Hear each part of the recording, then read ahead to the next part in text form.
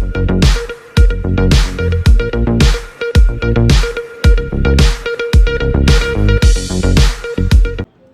તાલુકા પંચાયત ખાતે અબડાસા તાલુકાના સરપંચશ્રીઓના વિવિધ પ્રશ્નો અંગે આવેદનપત્ર આપવામાં આવ્યું. અબડાસા સરપંચ સંગઠન દ્વારા તાલુકા વિકાસ અધિકારી સાહેબશ્રીને આવેદનપત્ર આપવામાં આવ્યું, જેમાં અબડાસા તાલુકાના સરપંચશ્રીઓના એસબીએમ શાખામાં 51 વિવિધ કામોના બિલો છેલ્લા 8-12 થી 24 મહિનાથી બાકી છે, તેમજ પીએમ આવાસ યોજનાના પ્રથમ હપ્તો મળેલ નથી, તેમજ જેમ આઈડીની પ્રોસેસ થયેલ છે પણ સરપંચશ્રીઓને આઈડી પાસવર્ડ મળેલ નથી, જેથી અન્ય કોઈ પણ ખરીદી કરી શકતા નથી, તેમજ પ્રાથમિક શાળામાં શિક્ષકોની ઘટ છે, તાત્કાલિક ધોરણે ભરતી કરવામાં આવે, તેમજ પ્રાથમિક શાળામાં વર્ગખંડની ઘટ છે, તાત્કાલિક ધોરણે બનાવવામાં આવે, તેમજ પીએમ આવાસ યોજનામાં સર્વે કરવામાં આવ્યું, જે સર્વે તલાટી શ્રી દ્વારા અધૂરું કરવામાં આવેલ છે, ઘણા લાભાર્થીઓ રહી ગયેલ છે, તેમજ એસઓની કાયમી ધોરણે નિમણૂક કરવામાં આવે, હાલ એસઓ ચાર્જમાં હોય, જે રેગ્યુલર ન હોવાથી વિકાસના કામોના બિલો અટકે છે, તેમજ જે સમરસ પંચાયતો બનેલ તે પંચાયતોને આજ દિન સુધી સમરસની ગ્રાન્ટ ફાળવવામાં આવેલ નથી,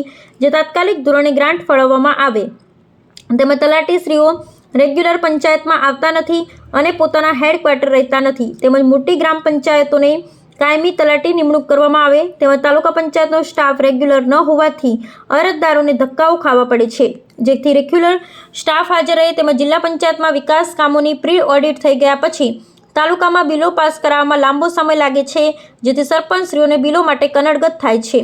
આ વિવિધ સમસ્યાઓનું 7 દિવસમાં નિરાકરણ કરવામાં આવે.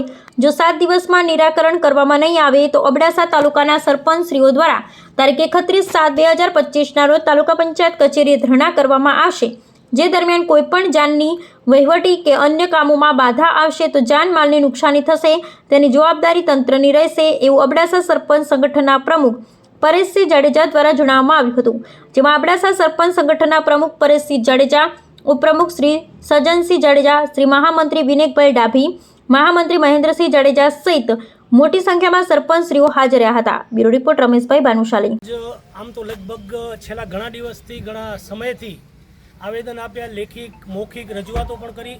અબડાસા તાલુકાને સરપંચોને એટલે કે લગભગ ઘણા બધા સરપંચોને એક તો મોટું વિકાસ કામો કરીએ એટલે એના બિલો માટે અમને રામાયણ અહીંયા આવી અને છાજીયા લેવાના જ હોય, એટલે અહીંયા આવીએ ત્યારે 2-3 મહિના અમને બિલ ન મળે.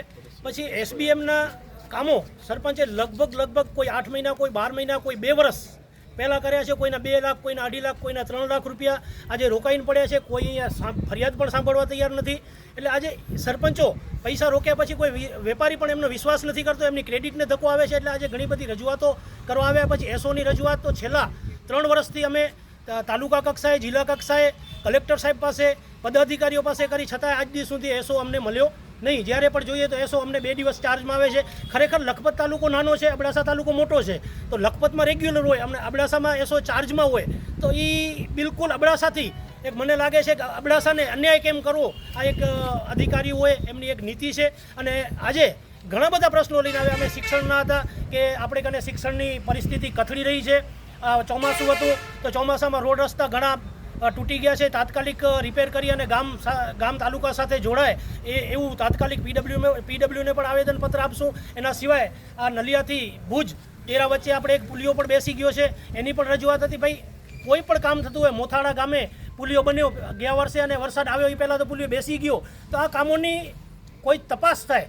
નહીં તો મોટા અધિકારીઓ એવું બોલી નાખે છે કે સરપંચો કોન્ટ્રાક્ટર બની ગયા. ભાઈ સરપંચને કોઈ કોન્ટ્રાક્ટર બનવાનો શોખ પણ નથી અને સરપંચ કોઈ કોન્ટ્રાક્ટર પણ નથી. અને સરપંચ જેટલું કામ કરે છે એ પોતે પોતાના ગામને નજરમાં રાખી અને વિકાસનું કામ કરે છે. એટલે સરપંચ ઉપર કોઈ આરોપ લગાડતા હોય તો એ બેબુનિયાદ છે. આજે અમારી આ પ્રશ્નો રજૂ કર્યા છે. જો એ પ્રશ્ન તલાટીઓની પણ રજૂ કર્યું છે. તલાટી કોઈ પણ અબડાસા તાલુકાનો કોઈ 2-5% હેડક્વાર્ટર હોય તો ભલે કોઈ હેડક્વાર્ટર રહેતા જ નથી. હવે દિવસ 7ની મુદત આપી છે કે 7 દિવસની અંદર આ પ્રશ્ન જો નિરાકરણ નહીં આવે તો તાલુકા 12 અમે બધા સરપંચો, મોટી સંખ્યામાં સરપંચો હાજર, બધા સરપંચો અહીંયા હડતાલ ઉપર બેસશું. અને જો તલાટીઓ હેડક્વાર્ટર રહેતા હોય તો અહીંયા પ્રમાણપત્ર આપે કે ગામમાં હું આ ભાઈના મકાનમાં રહું છું તેનું પ્રમાણપત્ર પણ અહીંયા આપવામાં આવે.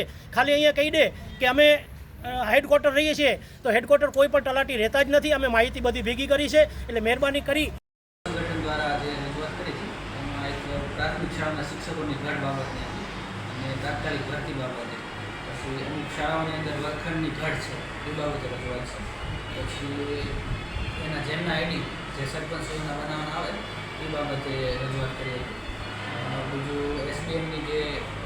કરેલી છે સરપંચશ્રી દ્વારા એના પેમેન્ટ સત્વરે થાય એ બાબતે રજૂઆત છે. પછી પીએમ આવાસના સર્વે બાબતે રજૂઆત છે. તાલુકા પંચાયતની અંદર રેગ્યુલર એસો મળે એ બાબતે. મોટી ગ્રામ પંચાયતોની અંદર જે તલાટી સમિતિઓની જે જગ્યાઓ ખાલી છે એ તાત્કાલિક ભરવા માટે. તમારા તરફ શું આશ્વાસન મળ્યું? અમારા દ્વારા આપણે કીધેલું છે કે ભાઈ જે બાકી કામગીરી છે એ વિધિના 15 દિવસની અંદર પ્રતિપદ દ્વારા સાહેબ, એમના દ્વારા એવું અલ્ટિમેટ છે કે કદાચ 7 દિવસમાં આ મુદ્દાઓનું નિવેડો નહીં આવે તો કદાચ ઈ ગાંધી ચિંધ્યા માર્ગે જવાના છે. એ બાબતે આપ શું કહેશો? અમારા લેવલના જે પ્રશ્નો છે એ સોલ્વ કરી દઈશું અમે. બાકી જે કન્સર્ન ડિપાર્ટમેન્ટ હોય એને અમે આ બાબતે કાર્યવાહી કરવા